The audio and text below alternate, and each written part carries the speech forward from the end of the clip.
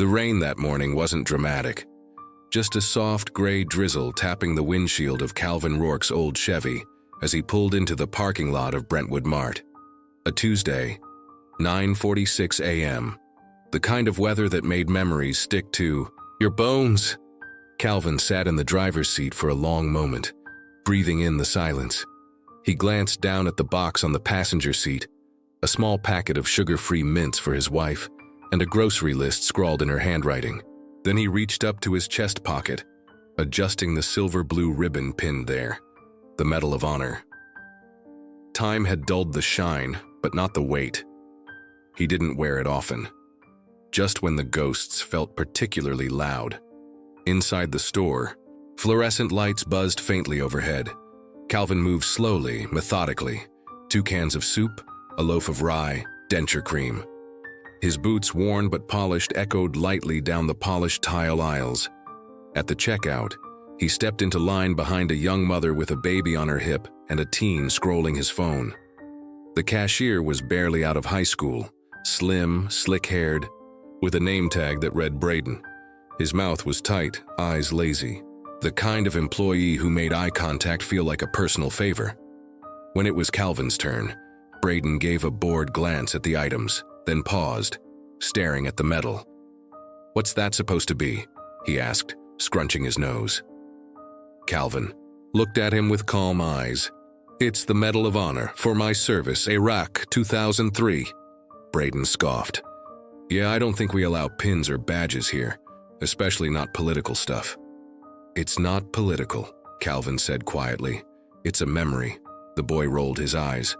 "Store policy, no exceptions." Then, with the entitlement of someone who'd never been punched by life, he reached across the counter and ripped the medal off Calvin's shirt. The sound was soft but sharp, fabric tearing, metal scraping. The air thickened, a gasp from the woman behind Calvin. The teenager stopped scrolling. Even the beeping scanner seemed to pause. Calvin looked down at his chest, then at the bent pin in Braden's hand. Braden dropped it onto the counter with a flick. "If you've got a problem, take it up with corporate. This ain't a museum." Calvin said nothing, just picked up the medal, held it in both hands like a cracked heirloom, and placed it gently in his pocket. He didn't look angry, just quiet, quieter than the moment deserved. Unbeknownst to Braden, a girl in the aisle had already started recording. The clip was 42 seconds. By the time Calvin stepped outside, it had been viewed 8,000 times. A retired sergeant reposted it. Then a TikTok vet with 1.2 million followers stitched it with the caption, "That ain't just a man you disrespected. That's a nation's silence." Exactly 5 minutes and 22 seconds after Braden dropped the medal, the store doors slid open again. 3 sets of boots stepped inside.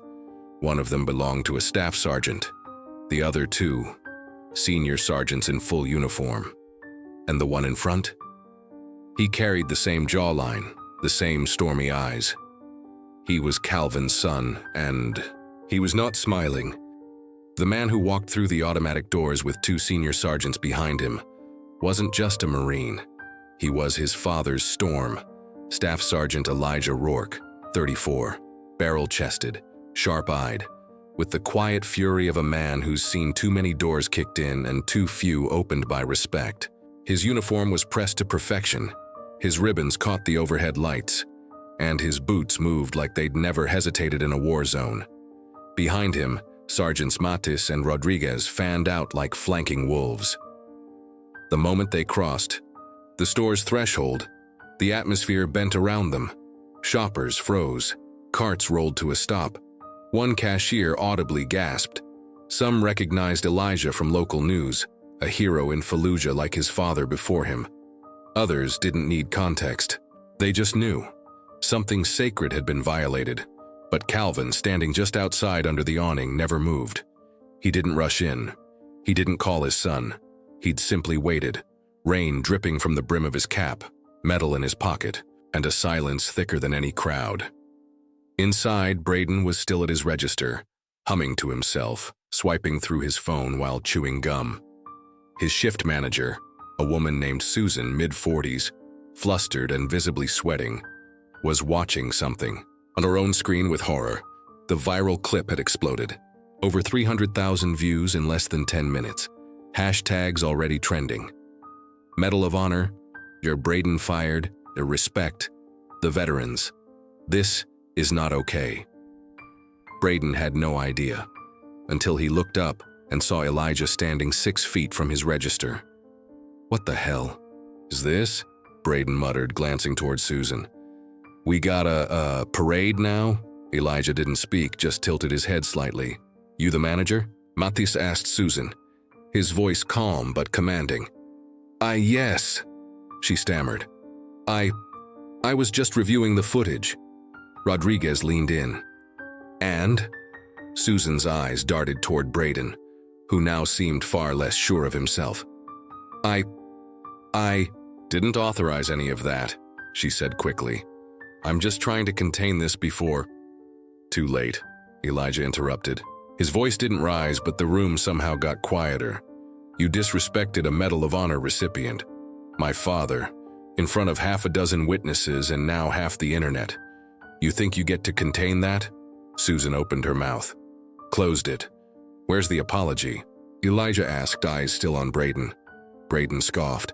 Apology for what? Look, man, I didn't know it was that serious. It was just some… Just? Elijah's voice cracked like a gunshot. You tore a national symbol off the chest of a man who watched friends die to earn it. You called it unsightly. Do you even know what it means to wear that ribbon? Braden blinked, sweat now forming on his brow. It's just a medal, bro. Rodriguez took a single step forward. You ever say the words just a medal in front of a gold star mother, you won't finish the sentence. Around them, the crowd had gathered. Phones were up. People weren't whispering anymore. That's the son. He's a Marine, too. Damn, this kid's done. They're going to shut this whole place down. Susan looked between the crowd and her employee, then quietly tapped her earpiece. Head office, she whispered to herself. We've got a category. Outside, Calvin finally stepped back into the building. His boots echoed, slower now. He walked past the crowd, past the frozen shopping carts, straight to where his son stood. Their eyes met. Elijah turned slightly, just enough for his father to stand beside him. No words exchanged. They didn't need. Any they never had. Because when you've fought for something together, life, honor, memory, sometimes silence says more than an army ever could. And in that moment, silence became judgment. Calvin didn't ask for justice, but justice had walked in anyway, wearing boots, ribbons, and a nameplate that read, Rourke. And this, I'm the war, wasn't overseas. It was right here beneath the fluorescent lights in front of a boy who thought the world owed him comfort, and a crowd learning, in real time, what it means to confront disrespect with dignity. The security room smelled like burnt coffee and panic. Inside, 2 assistant managers hovered over a grainy playback monitor, watching the moment frame by frame. Braden's smirk, the rip, Calvin's stillness, the crowd's stunned faces. It played like a horror short. One of them, Derek, muttered, "This is bad, like cancel-level bad." The other, Linda, didn't speak. She just reached for her phone. Meanwhile, on the store floor, Elijah stood unmoved, not angry, not loud, but anchored, like an oak in a flood. Braden, now shifting nervously behind his counter, tried one last defense. Look, I didn't mean to disrespect anyone, okay? I was following policy. No pins, no badges. That's what we're told. Was there a swastika on his chest? Elijah asked, voice low but sharp. What? No, what kind of question is that? Because that's what those policies are meant for. Hate symbols, political threats, not the nation's highest military honor. You think your job gives you the right to erase sacrifice because you don't recognize it? Braden looked around. For help. No one moved. Mates took out his phone, opened the Department of Defense's page on the Medal of Honor, and held it up. There are only 66 living recipients. Your victim is one of them. Rodriguez added, You should have known. But since you didn't, now we're here to teach you. Publicly. The crowd grew thicker, A couple of employees peeked from behind the cleaning supplies aisle.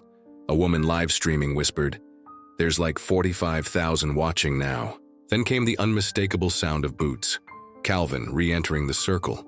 He said nothing as he stepped up beside his son. Braden blurted, "Why'd you even wear that? Trying to show off or something?" A gasp swept the aisle. Phones tilted upward. The temperature in the room dropped like a stone. Elijah's jaw clenched, but Calvin gently raised a hand. "Let me." His voice, though soft, cut through the noise like a scalpel. "You ever watch a man die with his hand on yours?" Calvin asked Braden, his gaze direct but not cruel. "Feel his blood run into your skin, while he presses something into your palm and whispers, 'Don't let them forget me'?" Braden didn't answer. Calvin's hand drifted into his pocket. He slowly withdrew the bent metal, the ribbon still damp from rain. He held it up, not to Braden, but to the crowd. "I wear this because I promised a dying boy I'd remember. I wear it because silence doesn't always honor the dead. Sometimes it hides them." Someone in the back began to cry. The feed exploded. "This is unreal. Give this man a statue." I'm sobbing, just sobbing. And then something shifted. Not in Braden, not in the crowd, but in the company itself. A voice came from a speaker above, the intercom line, hijacked from the manager's office.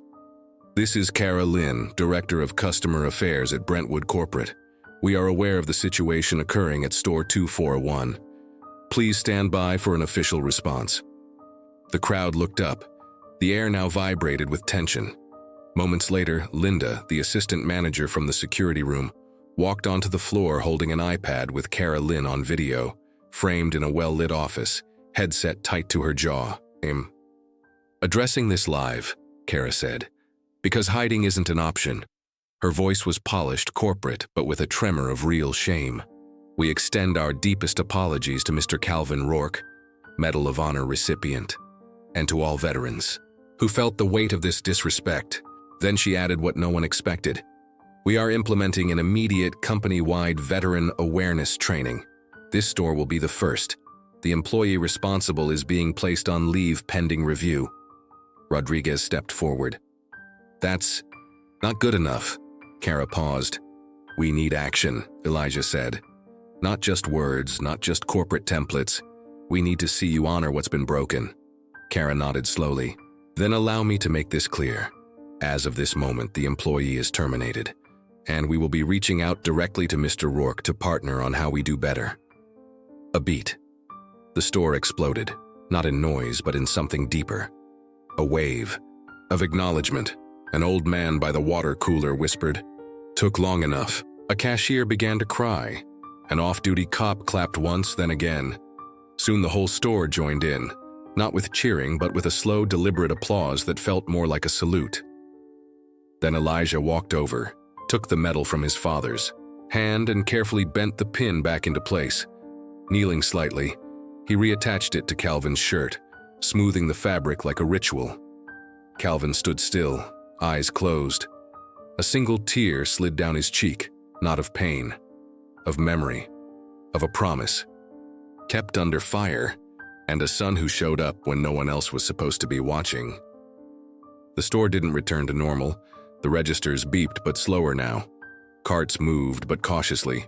Every eye still flickered toward the front aisle, toward Calvin, Elijah, and the broken chain that had somehow sparked a national conversation. Braden hadn't said a word since the video call. His shoulders hunched like a boy pulled from a classroom and forced to explain a prank that hurt someone. But this wasn't detention. This was history swinging back at him like a loaded rifle. The district manager, a man in a tight suit who looked allergic to conflict, arrived 10 minutes later. His badge read Michael Long, and he moved with the speed of someone who knew lawyers were watching. "I just want to say, on behalf of our region," he began, but Elijah cut in. No speeches." Michael blinked. "Excuse me?" "Not till he speaks," Elijah said, nodding toward Braden. Braden looked up, panicked. "Me? What am I supposed to say?" "You tore honor off a man's chest in front of a crowd. You don't just vanish, you stand in it. Now speak." Braden looked around as if searching for a trapdoor. I didn't know, I didn't mean to disrespect him. It was just the rules, man, I didn't think. That's the point, Calvin said quietly, stepping forward. You didn't think. The old Marine's voice was not angry, but it held the weight of graves and forgotten letters. I wore this for a reason, not for pride, for memory. And you looked at it like trash. Braden's lips parted, but nothing came out. His face had lost all its color. You could have asked, Calvin continued. You could have said, what's that? But you tore it like it didn't matter, like the lives behind it didn't matter. A silence settled over the store again, heavier than before. A kid in the crowd whispered, "This is what real accountability looks like." The district manager cleared his throat. "We've terminated Mr. Braden effective immediately, and we're extending a formal apology to Mr. Rourke." "No," Elijah said, his tone tightening. "You're extending it to every veteran. This isn't just about my father. It's about every man and woman who wore that uniform and came back to a world that doesn't recognize them." Rodriguez added, "From now on, every employee in this chain gets trained on what respect looks like, starting here." Michael nodded, sweat forming under his collar. Yes, we'll launch a veteran training protocol starting next week." "Wrong again," Elijah snapped. "Starting tomorrow, and I'll be there. My father will be there, and so will they." He pointed toward the crowd. Several veterans had quietly arrived, some in hats, others with just the way they stood giving them away. The crowd turned. One of them, a black man in his 70s with a cane and a stare that could split stone, saluted Calvin. Slowly, deliberately, Calvin returned it, phones captured every second. "It's not just a store anymore. This is a battlefield of a different kind. Every town in America needs a moment like this." As the crowd began to shift, a woman stepped forward holding her young daughter's hand. She looked at Calvin and asked, "Would you mind if she shook your hand?" Calvin knelt, extending his palm. The little girl placed hers in his and said, "Thank you for remembering your friends." Calvin blinked, swallowed hard, then nodded. "That's exactly why I wear it." Outside, clouds began to break. And though nothing had been solved completely, something had shifted. Something vital. Because sometimes the most powerful fights don't happen on foreign soil. Sometimes they happen in line at a grocery store when the silence is broken and truth finally steps into the light. It could have ended there. The apology, the firing, the veteran tribute promises, but it didn't. Because truth has a way of demanding more than paperwork. It wants transformation, and the reckoning wasn't done. By mid-afternoon, the video of Calvin's confrontation had crossed 2 million views. The moment Elijah reattached the bent Medal of Honor to his father's chest became a viral symbol. News outlets picked it up. Commentators argued about it. TikTok creators stitched it with tributes, music, and tears. Brentwood Mart Corporate, facing a swelling PR tidal wave, made a bold decision. They would host a live-streamed, in-person press event right there in the store within the hour. Elijah didn't flinch. Calvin didn't even blink. A stage was improvised near the floral department. A long folding table became a podium. Someone rolled out a store-branded backdrop, and 3 ring lights were wheeled in by the social media team, now scrambling like their careers depended on it. Because they did. By 2:14 p.m., the live stream launched viewers online. 186,000 and climbing. The store itself? Packed shoulder to shoulder. Veterans, journalists, local students, shoppers who had stayed, employees who had clocked out just to witness this. Behind the mic stood Kara Lynn, the same corporate executive from earlier, now flown in and standing physically in front of the community she had failed, heels shaking in the cheap tile light. "I want to begin," Kara said, voice firm but shaking slightly, "by saying what should have been said long ago. Mr. Calvin Rourke, we failed you. This store failed you. Our system failed you." She turned to the crowd. "And by extension, we failed every veteran who has ever quietly walked among us carrying more than we'll ever understand." Applause. Measured, but real. She continued. We've terminated the employee in question. We've suspended the local management team pending retraining. But more than that, we're doing something new. She gestured to a new sign, wheeled out dramatically by a uniformed volunteer. Operation Recognition, a national Brentwood initiative. The sign included 4 key promises: mandatory veteran awareness training for all 18,000-plus Brentwood employees, a discount and priority checkout lane for veterans and active duty military, in-store plaques honoring local service members, monthly community forums hosted by veterans like Calvin and Elijah. Starting tomorrow, this store becomes the pilot, Kara said, and if it goes well, you make it national. The crowd murmured. Eyes turned toward Calvin, but he didn't speak just yet. Elijah stepped forward. You want to honor vets? He said, scanning the cameras. Then stop waiting until Memorial Day to post a flag. Stop handing out coupons and thinking that equals gratitude. Respect isn't seasonal. It's not a promotion.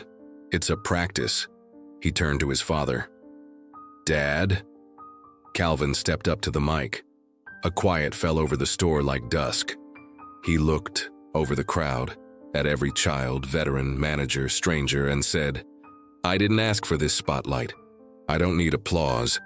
But I do need to know that the friends I lost weren't just buried overseas. They're remembered here.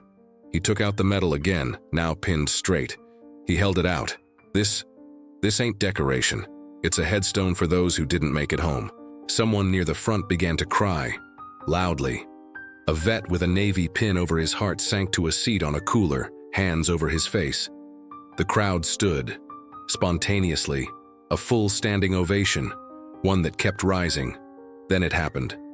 A woman in the back, in a Target uniform, raised her phone and went live. You all need to see what's happening at Brentwood right now, she said into the camera. Viewership exploded. People in the crowd began shouting tributes. My uncle served too. God bless you, sir. We see you now. This should be every store. A group of teenage boys started clapping and chanting, Remember them! Remember them! The chant caught fire. The whole store joined in. Remember them! Remember them! Outside the store, passers-by gathered. Some walked in just to see what the noise was. Live stream viewers crossed 500,000. And then the climax, the emotional peak that no press release could manufacture. A young employee, barely 17, stepped up with shaking hands and said, I didn't know what that medal meant until today, but I'll never forget it now, and I'm sorry for all the times I just walked past you. He turned to Calvin and saluted. Tears now welled in Calvin's eyes. He stepped off the stage, pulled the boy into a firm hug. That moment, that embrace, became the screenshot seen around the world.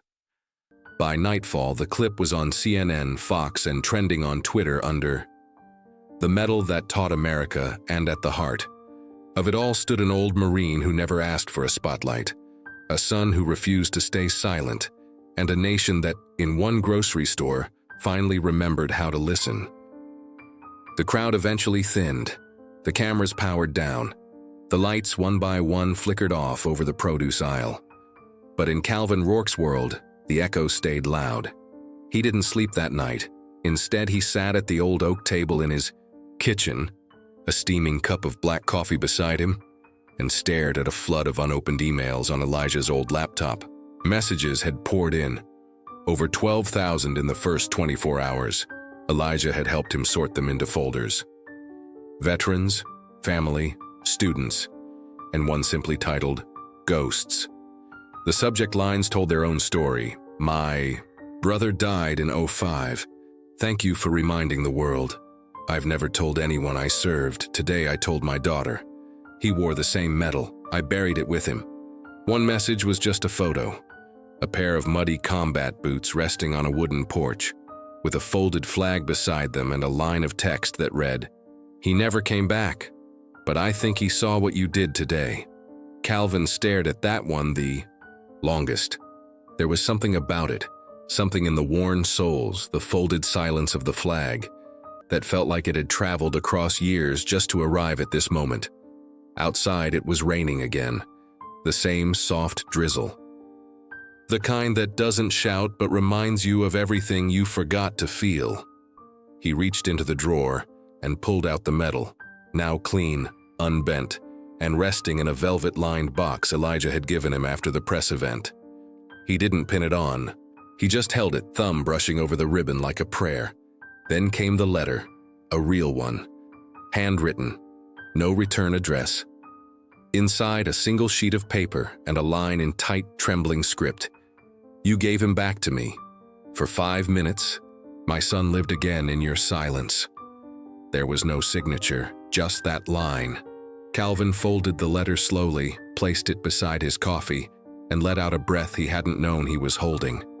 Across the table, Elijah sat quietly, watching him. You okay?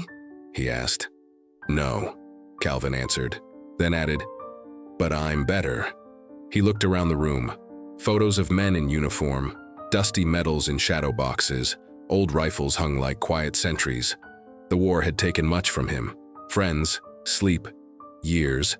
But the past 24 hours something had returned. Not closure, just recognition. And sometimes that's enough to keep a ghost from knocking. A month passed. The storm online had quieted, but its waves still lapped at every town, every small Brentwood mart across the country. Some stores had begun putting up framed photos of local veterans.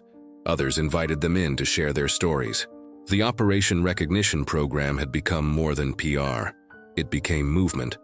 And Calvin Rourke, for the first time in decades, became a man people listened to. But he never spoke loud, never shouted. He just showed up. At a high school auditorium in Central Texas, Calvin stood at center stage beside Elijah. The backdrop was simple, the American flag, faded and fabric soft. A group of teenagers, most in hoodies and sneakers, sat in rows of metal folding chairs. Some of them knew who he was. Most didn't care until he started to speak. I'm not here to teach you war, he began, voice even. I'm here to talk about memory. The students stilled. This medal? He tapped the one now pinned over his heart, clean, straight, a touch of light catching its edge. It's not mine. Not really. It belongs to a boy who didn't make it home. He died in my arms asking me to remember him. And I do. He paused. Every day. In the back row, a girl lowered her phone. Her hands stopped scrolling. There's a price to silence. I wore it for years. Thought it was strength. But silence can bury people who were never meant to be forgotten. The auditorium was dead quiet. Elijah stepped up next. He didn't talk about combat.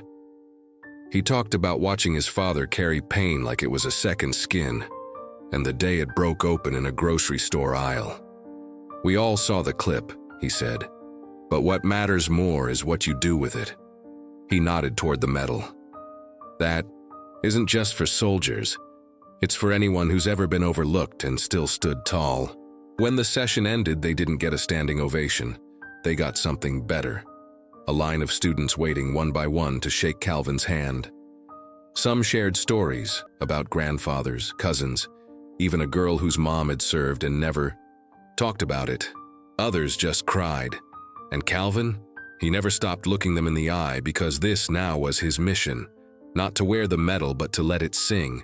Through stories, through presence, through young hands reaching out, unsure, but ready to learn. And for the first time in a long time, he felt like he was finally home. Veterans Day arrived quiet and clear. No parades, no headlines. Just a soft breeze brushing through the Texas plains and a sunrise that spread gold across the sky like spilled paint. Calvin was up before it. He didn't wear his uniform that morning. Just a flannel shirt, jeans, and his old boots, the ones with soles worn thin from years of standing in silence. Elijah pulled up right on time, black SUV idling at the curb. No words, just a nod. A hot coffee was already waiting in the cup holder, the kind Calvin liked. Black, no sugar, no talk. They drove in silence down a dusty road, gravel popping beneath the tires, until the old shooting range came into view. It wasn't much, just metal targets, plywood shelters, and open sky. But for the Rourkes, it was sacred. They shot for an hour. No score, no challenge, just the rhythm of breath, trigger, and steel echoing in the wind. After the last shot, Elijah walked to the back of the SUV and returned with a wooden box. No ceremony. No spotlight, just a quiet offering. Calvin opened it slowly. Inside lay the Medal of Honor, now mounted in a glass frame, its ribbon stretched and pristine. Below it, engraved in bold, simple letters, "For when silence isn't enough." Calvin stared at it for a long time, not at the medal, but at the space around it. The space that held all the names he never said out loud. He swallowed. "Thank you," he whispered, not just to Elijah, but to someone unseen. They packed up in silence. As they walked back to the truck, a teenage boy nearby, practicing with his dad, turned and called out, "Sir, thank you for what you did." Calvin looked back, just gave a slow nod. No words, no salute, just a look that said everything.